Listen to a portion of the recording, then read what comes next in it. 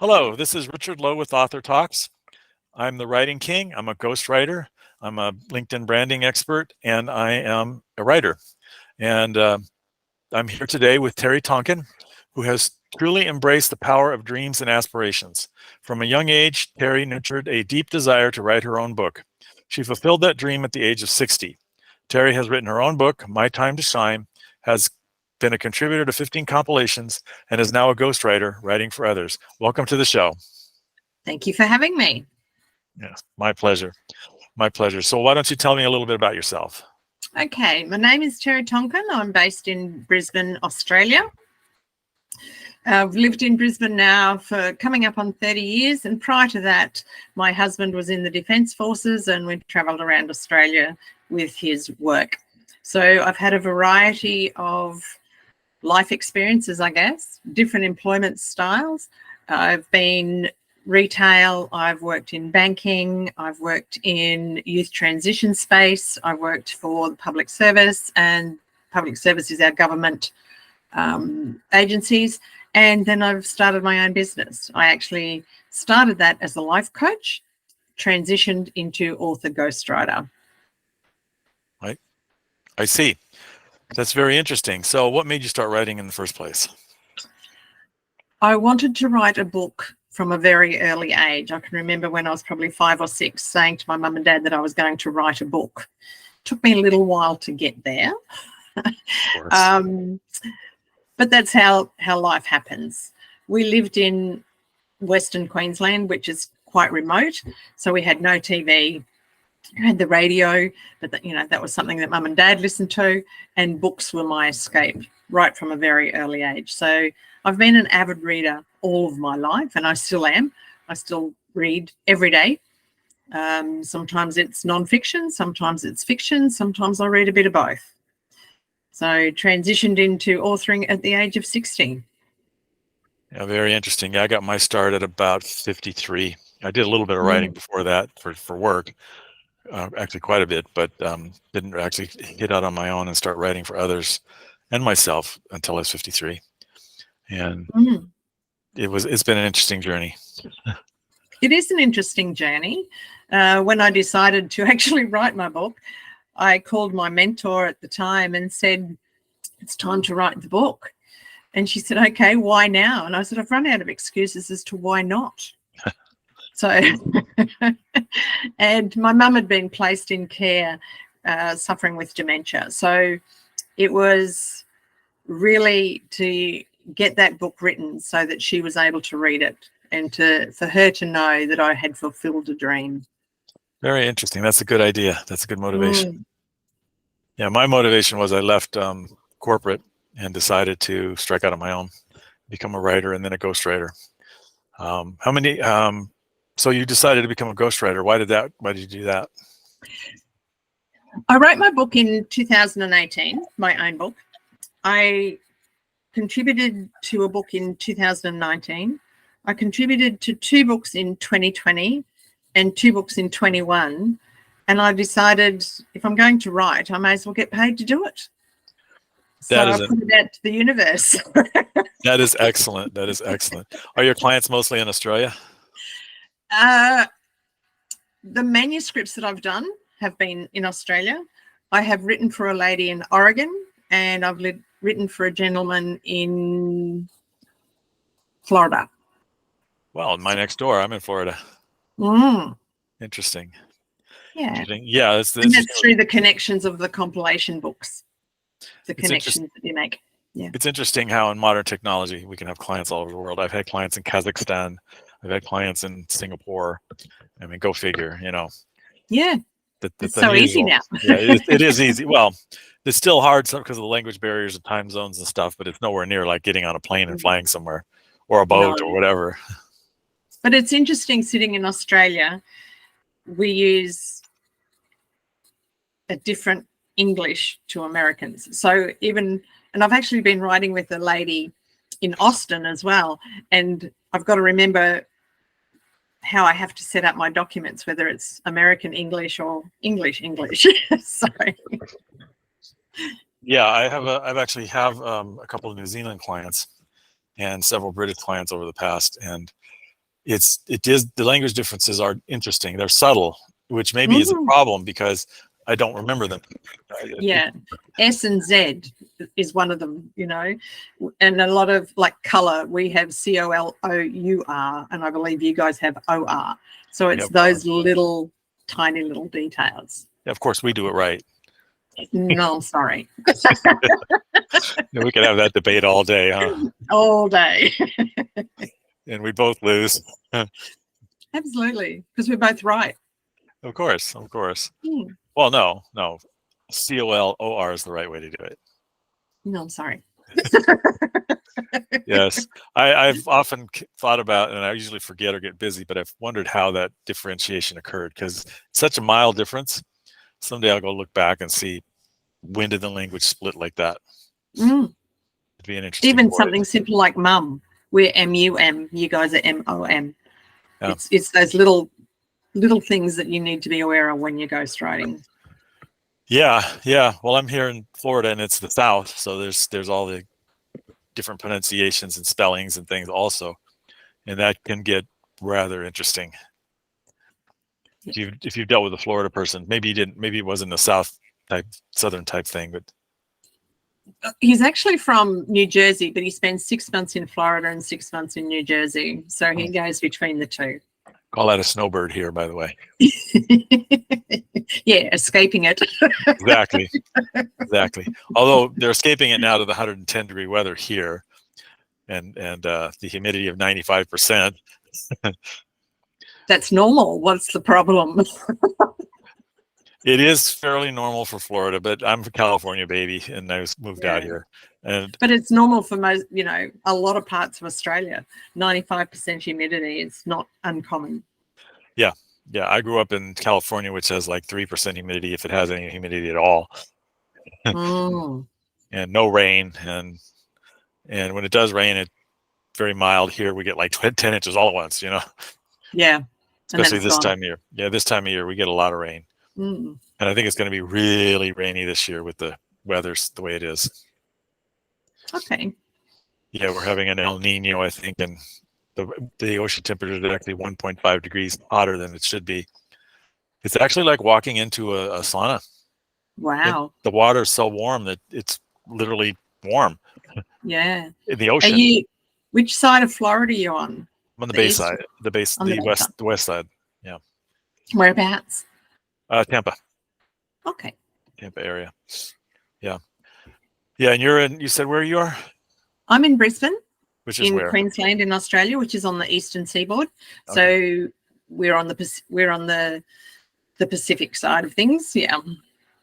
Is there anything on the other side? The what do you call it? The Atlantic. Would mean the Indian Ocean. Sorry, the Indian Ocean. Yes. Yeah. Yes. Yeah. My understanding is Australia is mostly inhabited along the coast, and the interiors are mostly just desert or whatever it is. That's right. Yeah.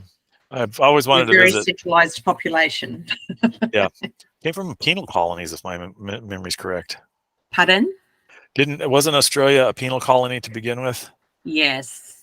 Particularly New South Wales and Tasmania. Yeah. That would be another interesting thing to read the history of, how that happened. It is interesting.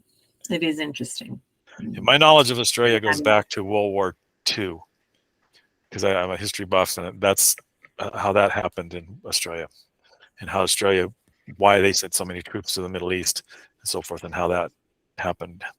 It's very interesting story. I'm actually part of our Return Services League. I'm an ex-defence member myself, and our local RSL is doing a book on the local military history.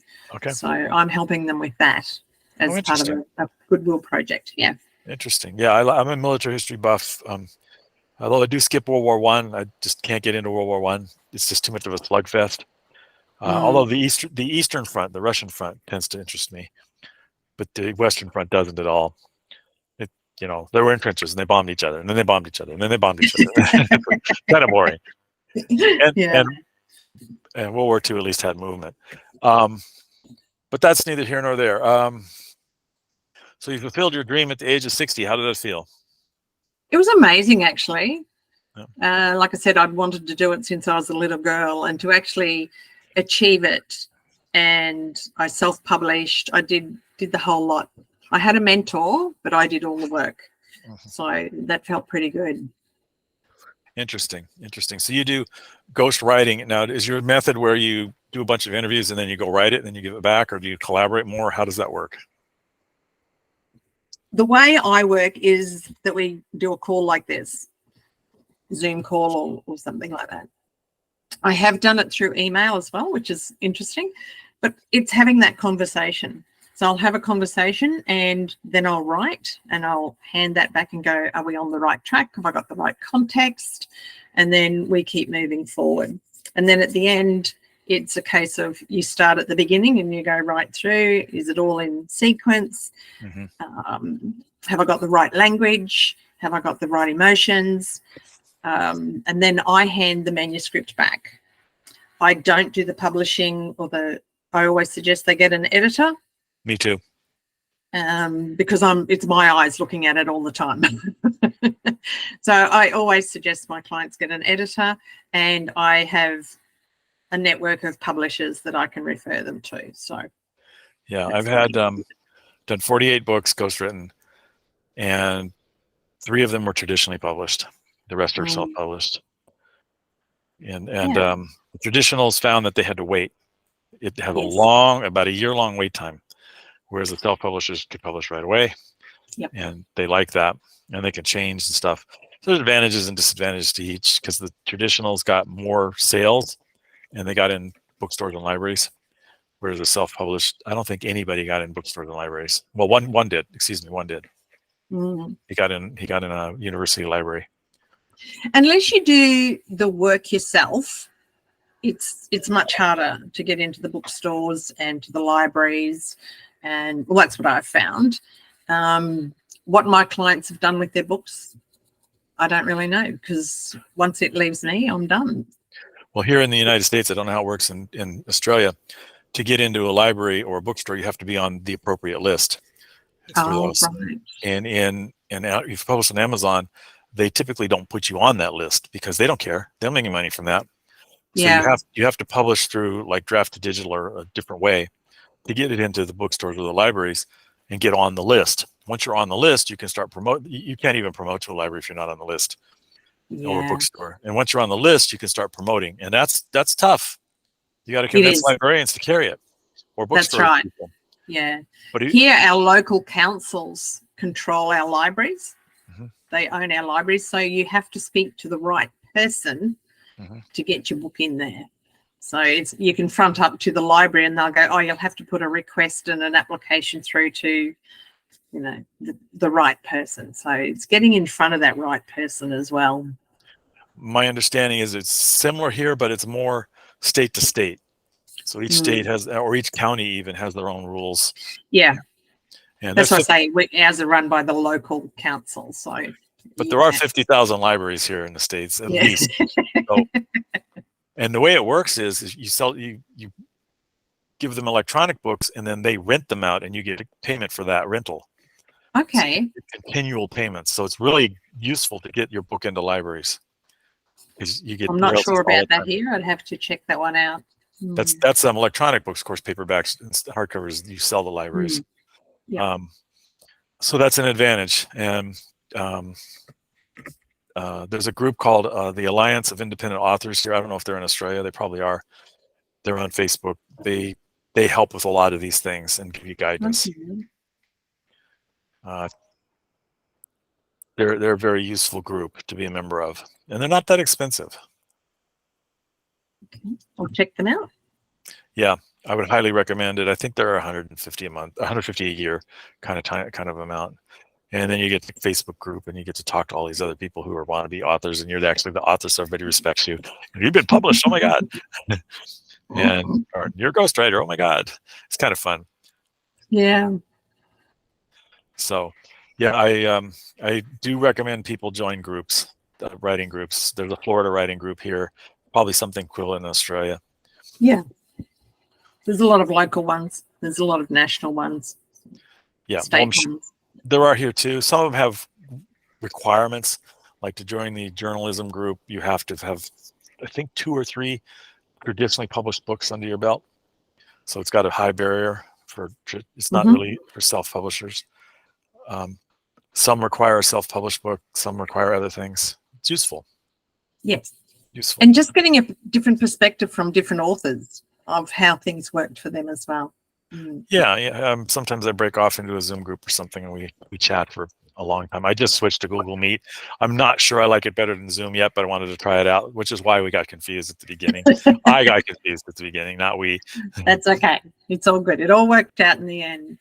Yeah. Well, I'm over 60, so. I can relate. Yeah. The latest compilation that I did, it's called Get Published. And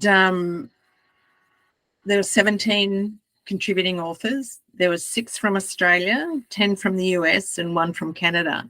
So we had editors, we had formatters, we had designers, had a few publishers, we had a few book coaches, and I was the only ghostwriter in that one.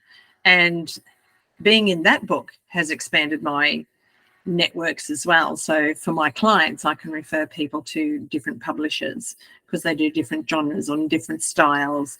A couple of the ladies in there that were designers, just having that information for myself and for clients. How are you having your book cover designed? Who's doing it for you? Who's formatting your book? Just having those connections is wonderful as well. Interesting. Yes. So what have you learned as a writer that you didn't know before? What would be like your astounding things that you've learned? Everybody has got at least one story to tell, at least one story. People have a list of excuses, reasons, challenges, issues as to why they can't. And there's a solution to probably each and every one of them. If you don't have the time, but you've got the story, there's people like ourselves, ghostwriters, that can help you out. If you don't know where to start, but you wanted to do it yourself, there are book coaches available. If you've written it, you don't know how to tidy it up, there's beta readers, there's editors to help you through that. How do I publish? Nobody's going to read it.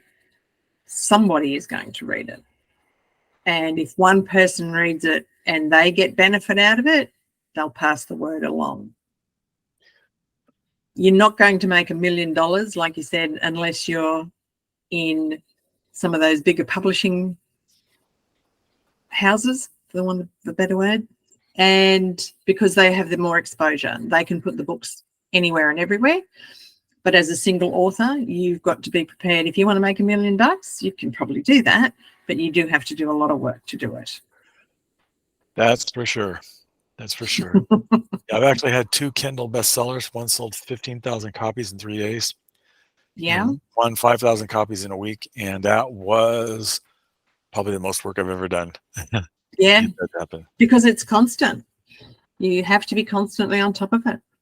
Yeah, I did a burst. So I did a whole bunch of promotion all at once. And then it was just too much work. And I was selling it at a reduced rate. So I got a lot of sales. And decided I'd rather be a ghostwriter because it's easier, I think. It's different because you can disassociate from it. You're telling the story. You're not emotionally involved. There's no triggers generally, depending on the genres, I guess. I only write non-fiction books, so it's the memoirs, the well-being, lifestyle. I have done some for small business, but that's a lot of work if you don't know the business as well. Yeah, I've done children's books. I've done young adults. I've done most of my work is nonfiction, technology related, because I've got 33 years in the tech industry. It's really weird to say I have 33 years in the tech industry. It implies that I'm age. Wow, I am old. I don't even want to touch the tech industry. Yeah, so I'm the other way. Show me the system, I can use it. That's it. Yeah, I read books about AI and augmented reality and the metaverse, and stuff like that for the most part. But I also jump into children's books, adult books, things like that. And I ask for a pretty, I guess it's a normal rate here and among good quality ghostwriters.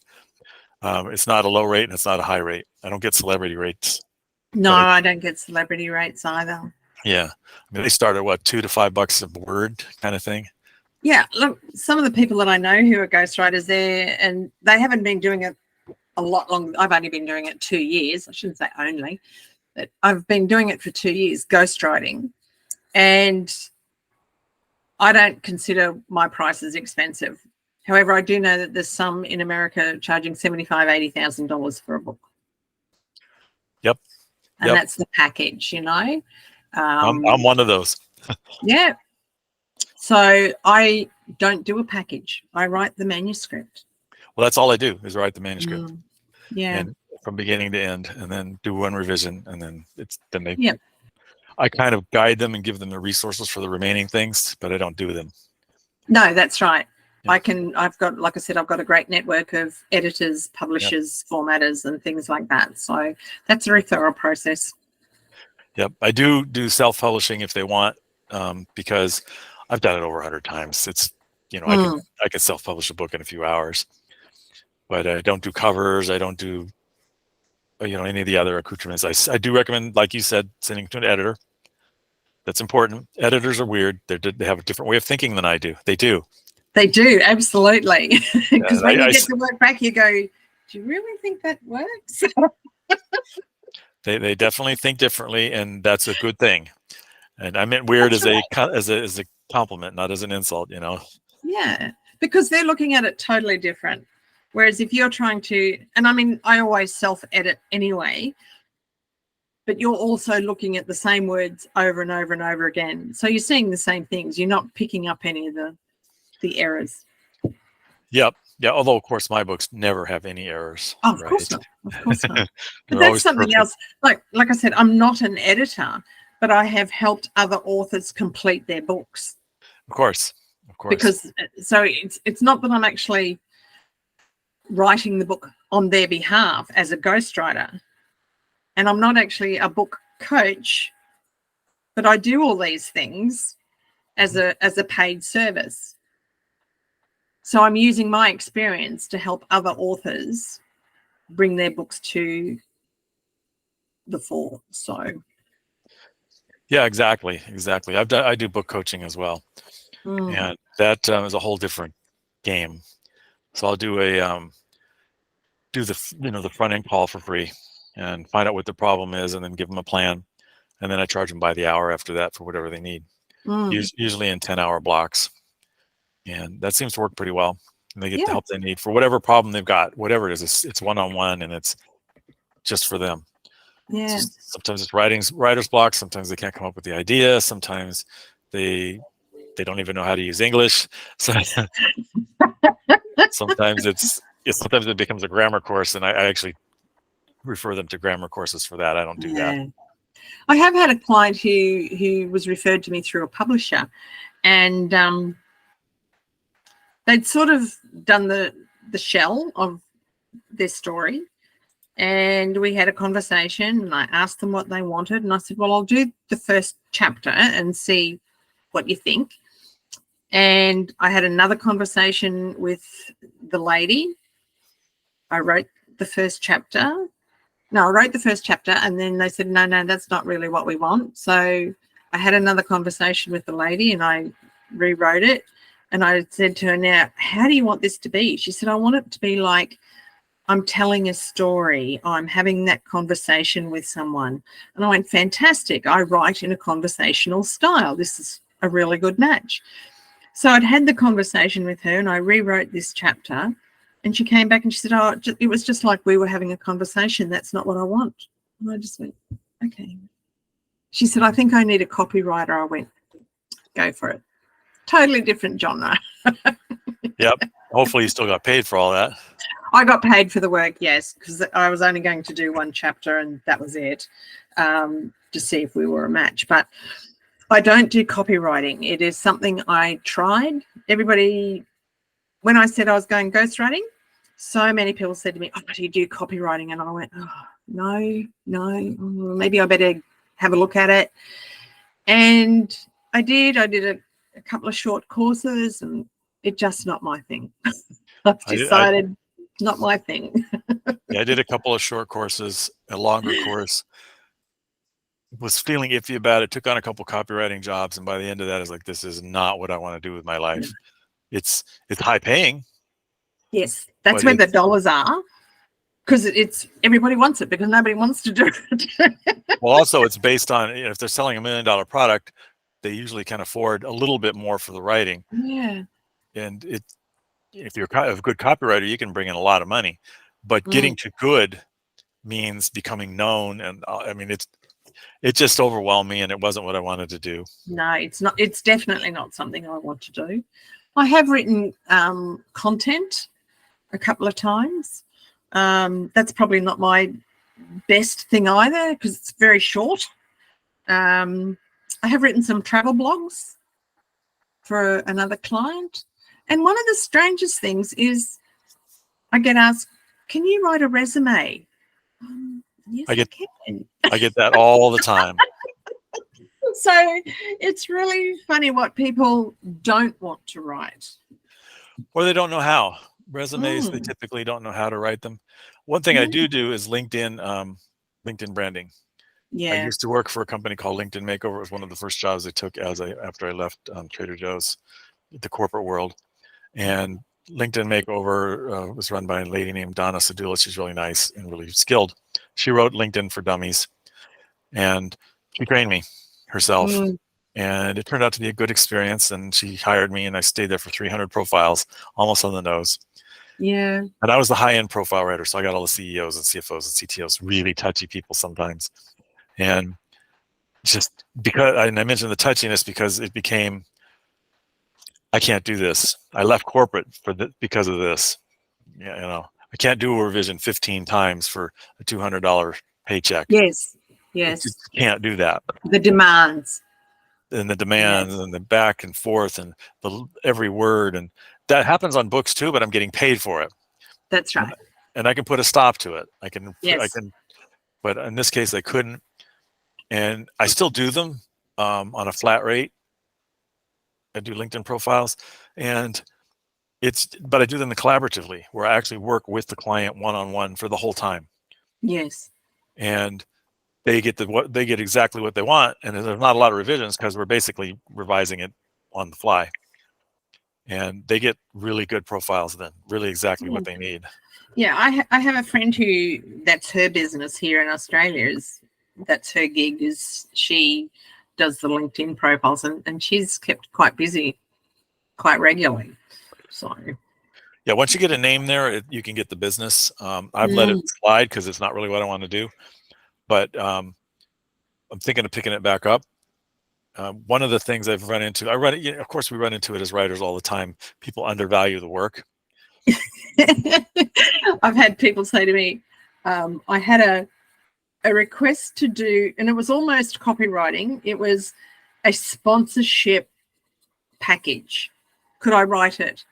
And I'm like, oh, gee, I've never done one of these. And I asked around a few different people that I have contact with, and I said, my thoughts are around about the 2,500 to 3,000. And they went, oh, absolutely, there's a lot of work in it. So I went back to the potential client and I said, 3,000. I can always negotiate down. And they went, oh, we were thinking about 300. Yeah, I get that all the time. No. Somebody not happening. recently asked me for a 60,000 word book, and we started negotiating. And I told him my price, and he's like, well, I was thinking more like 1,500. Yeah, good. For 60,000 word book. I said, well, Fiverr. Yep. or Reedsy, those places you could probably find somebody, but you're not going to get me. Not for that price. I can't make a living on that. I can't pay the rent. No. I've had people ask me about a manuscript, and I'm under the 10,000, and there's a couple of reasons for that. But even when I say it's under the 10,000, but you'll need to, have a costing built in for your publishing and all of that, and they're like, oh, we thought it'd be about $500 or $600. And I'm like, you're talking about 4 to 6 months work. Mm-hmm. Do you get paid $500 for 6 months work? Mm-hmm. Yeah, and you're coming to me because it's hard and you expect me to do it for... And you've got no time and you've got all these other reasons. Yeah, Yep. no, not Yep. happening. But then again, I Anyway. do find the high-end clients who will pay my rates. And the fortunate thing about asking for the higher-end clients is I don't need a lot of them. Yes. So it's sometimes tough to find them, but I'm looking for more of the CTOs, CFOs, and things like that who, of course, generally can afford me. Yes. Director level sometimes. Yeah. And it interests me too that a lot of people still don't know about ghostwriting or understand what we do. And they go, well, what does a ghostwriter do? And I go, okay, do you think Andre Agassi wrote his own book? And they look at me and I go, think about it. Do you think Prince Harry wrote his own book? He even talks about his ghostwriter. Yeah, exactly. Exactly. Or Hillary Clinton here in the States. Or that's what we do. We write the book on behalf of somebody else. Mm-hmm. And for me, it's their name that goes up on the book. If they wish to acknowledge me and go, thank you very much, Terri Tonkin, couldn't have done this without you, fantastic. If they want to take it all, they've paid me. I'm out of the picture. Out of 48 books, ghostwritten books, 5 allow me to put it on my website and acknowledge me. The rest would rather not, and that's fine. I got paid. I'm happy. That's right. And I got paid a lot. Yeah. And the authors that I have helped complete their books, they've all acknowledged me. So it's individuals. Well, when you get into the world of tech, they're a lot more reticent. They don't want my name associated with it, not even in the acknowledgments. They want people to think they wrote it. Yeah. And okay, that's fine with me. I mean, you paid me. You're paying me as you go. That's right. So whatever, and whatever you want. That's what people say to me. Don't you want your name on the book? I'm like, it's not my book. I've published 60 books under my name. Yeah. And a bunch of them under pseudonyms. So I have already done that. Been there, done that. Yeah. Like I've been in some of the compilation books that I've been in, the person who's actually put it all together has gone through and done separate covers and shuffled the chapters around. So my name's on the front cover and my chapter's the first. So they've done that with 20 authors. Wow. So, and different people do compilation books differently as well. So. Yeah, I'm about to be publishing a compilation book for Rogue Publishing. I just got accepted into them and I had to write a chapter about me. And that was kind of fun. I like talking about me. Well, we know that topic, we know about ourselves. I know it pretty well. And one of the hardest barrier of being a writer of all was I have to promote me. So means I don't know how it is in Australia, but in the United States, you're typically taught you don't talk about you. You don't promote yourself because it's considered arrogant. Yes. And I had to break that barrier. I don't know that it's necessarily USA or Australia. I think that's just from my perspective, it's a generational thing. Our parents, here in Australia, we've got tall poppy syndrome. So if you're at the top of the heap, somebody's going to knock you down. You shouldn't be up there. They're going to knock you down. So I think it's a generational thing because I know my parents, they were never braggers. They were never, I'm better than this or I'm better than that. So it's something that we have to learn to do is to be okay in promoting ourselves. We've achieved it. So why not let everybody know that we've achieved it? Well, you have to, because they're going to ask you, what have you done? Why should I hire you? And you don't want to say, well, I am the best there is in the entire world. That's just arrogant, but you have to tell them how good you are and stuff like that. And that was a tough barrier to get through. It is. And I've kind of licked it now. I mean, I don't have any problem writing about myself now, and I've learned how to write so it's not arrogant. It doesn't come off all hooty-tooty. Yeah. I love that saying, but it doesn't mean anything at all. Promotion was I've been an introvert most of my life. I mean, severe and shy. So promotion was very hard. Like there was a time in my life where I won a major award and they couldn't even get me on stage to talk about it, to accept it even. Wouldn't do it. And now look at me. I'm doing 3 of these Author Talks podcasts and 2 Conversation with Influence podcasts every week.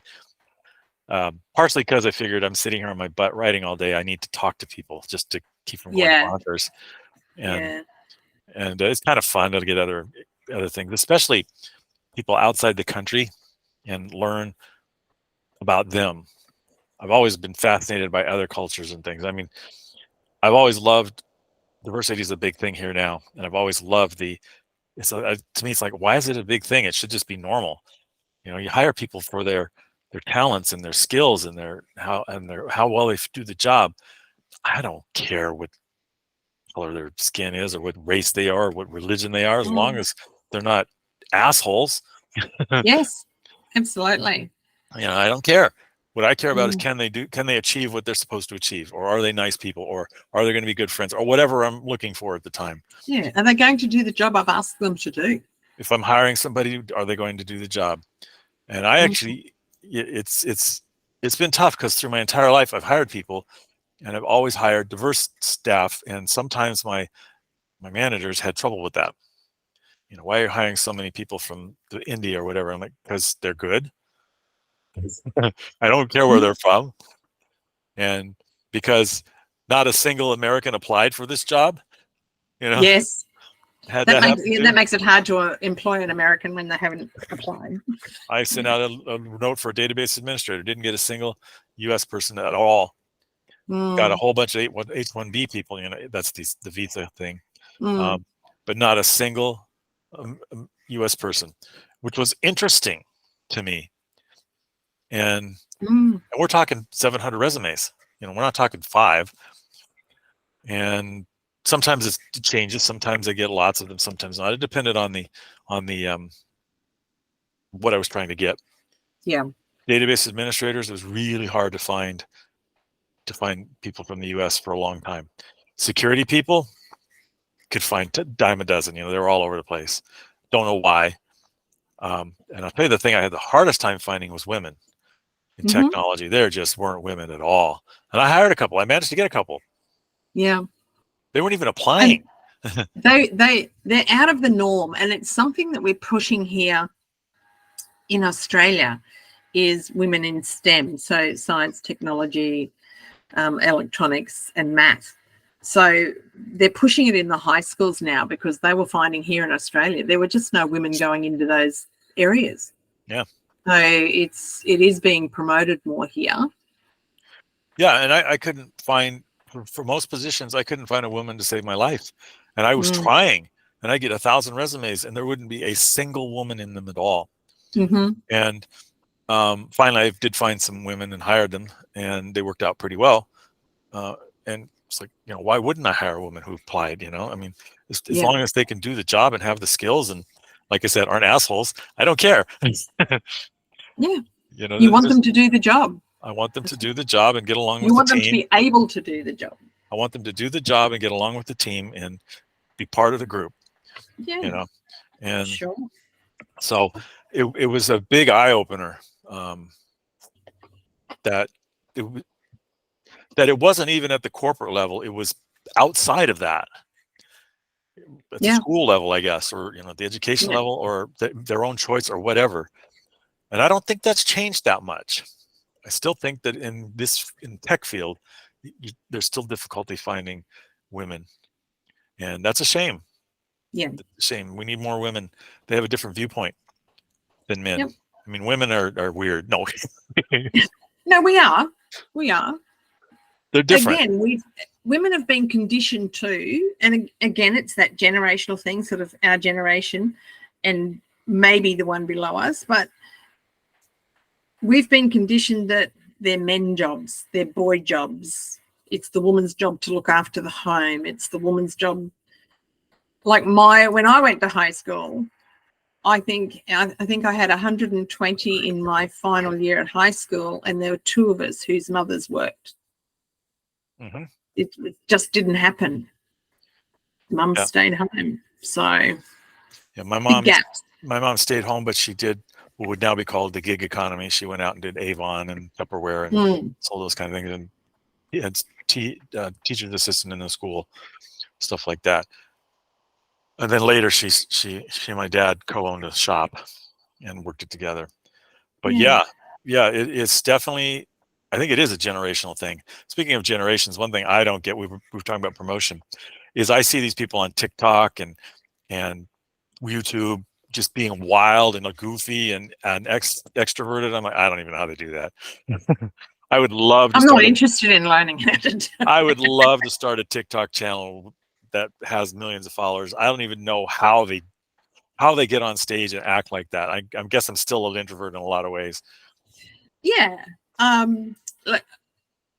Like I said, I was in life coaching for a while as well, and one of the guys that I sort of went through my training with, he's living overseas now and having a blast, living the life that he wants. And he coaches, teaches, mentors people to be able to sell without the guilt, the shame, and all of that sort of thing in an ethical way. And he put a post up the other day and he said, oh my God, don't ever tell me you can't sell anything. He'd come across this woman on TikTok, I think it was, who was selling pictures of her underarm hair. Okay. And she's probably being successful. And she has. She's got like, 100,000 followers or something. And it's just like, oh my God. So totally different generation. They don't worry about it. They just don't worry about it. They just go for it. I know, it's very strange to me, but I'm an older generation and that's the way it is. And Yeah. and Me I too. am loosening up. I think to do TikTok and stuff like that, I'd probably need to take an acting class or something like that. No, it'd probably be better if you didn't. Or an improv class. The wilder the better, apparently. Yeah. An improv class would be good. Yeah, I've been thinking about that for a while, just taking a weekend course in improv, and that would get me out. Well, probably push me in my shell, but it might get me out of my shell also. That would be Depending fun. on how it went. It'd be tough. It would be hard for me, and that's what I'm looking for sometimes. I mean, I went up in a hot air balloon multiple times, even though I'm terrified of heights, just because I'm terrified of heights. I became a spelunker, which is a guy who, a person who explores caves, mildly claustrophobic, and I'm down there in a cave, and you can't get more claustrophobic than that. And just push the boundaries a bit, Yeah, absolutely. And I will post on Facebook. I'll post on LinkedIn. I very rarely even use Instagram, but apparently that's where I should be. But again, I think it's that generational thing. I haven't figured out what to post on Instagram. I'm a writer. What am I going to post on Instagram? It's not visual. So and the things that I was like, I would go for a walk and I might take a picture, and then I would come back and I'd make comments about the picture and how that's fitted into my day, or I would have copies of my books, or and talk about my story in there. But again, it's not something that I'm, I suppose, not really comfortable with yet. Yeah. Well, I'm expanding to video as I'm doing these. I did 25 of these 4 years ago, and now I've restarted it, and now I've done 5 or 6 in the last couple of weeks, and I'm going to continue that. Partially because it gets me out of my shell, and I'm sitting on my butt all day, and I need to get out of my shell. Yeah. And you can talk to someone. I talk to someone who can have a good conversation with, and then I'm putting video out there, so this will go on YouTube. This will eventually go to SoundCloud as soon as I figure out how to use it. And the other podcast things as the audios, I'll probably split them up. If somebody says something profound, and put them on TikTok. And it's like, don't see much use for TikTok other than that kind of thing. And maybe Instagram, and just expand that way. Yeah, you can cut. Apparently there's an app, a program where you can take like the video that we've done and it'll cut it into like 90-second segments for you, and then you can just use bits and pieces. So Yeah, all these tech things. Uses artificial intelligence to figure out where it should break. Yeah, that looks interesting to me, and it's a way to put these to multiple uses. And of course, you get tagged in every single one of them. Yeah, so you'll get promoted too. But so I'm expanding the video now, and we'll see how that goes.